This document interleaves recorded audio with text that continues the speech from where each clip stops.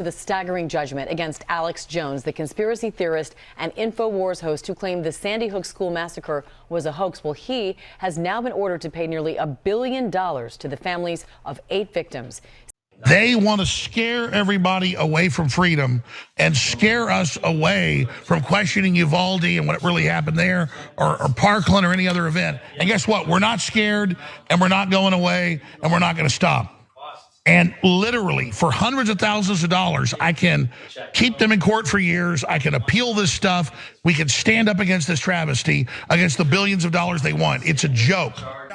Prodigy of Mobb Deep, a legendary Grammy Award-winning rapper who goes right back to the start of all the big superstars we have today. He was getting into his awakening.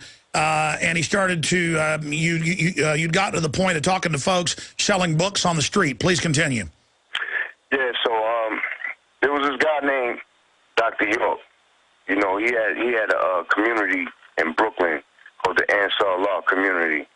And basically he had his people out in the street selling books and the Muslim oils and different things like that, like incense and stuff like that. So I used to stop at the table to pick up this coconut oil because I liked how it smelled, you know, because the girls liked it. So at the table, they would sell these books written by Dr. York, you know what I mean? And there was a book, the first books that I read were books on, like, the holidays. One book was about Christmas, one was about Easter, and it showed, like, the origin of these pagan, you know, evil holidays. So I picked it up, and I was like, what the hell is this? Because they had the Christmas book had the Santa Claus looking like Satan on the cover. So it was just, like, strange. I never saw nothing like that before. You know, I was only, like, 16. So I picked up the book, and I started getting into it, and I started learning who Dr. York is and what he's about and the stuff that he teaches. And then I started reading a lot of his books.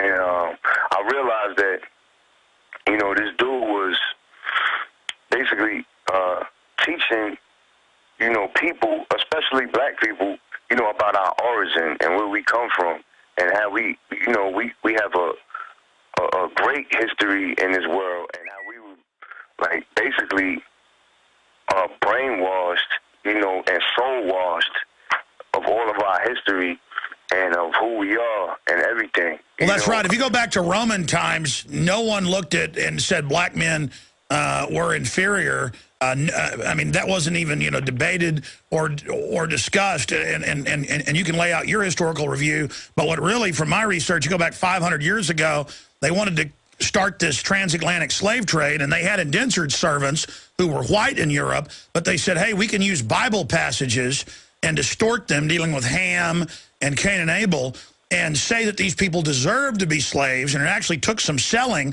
But because the sailors themselves from Europe were mainly pressed and slaves on the ships, if you actually research it, I mean, most of them were captured and put on the ships to run them. That's why there were so many people breaking off and becoming pirates.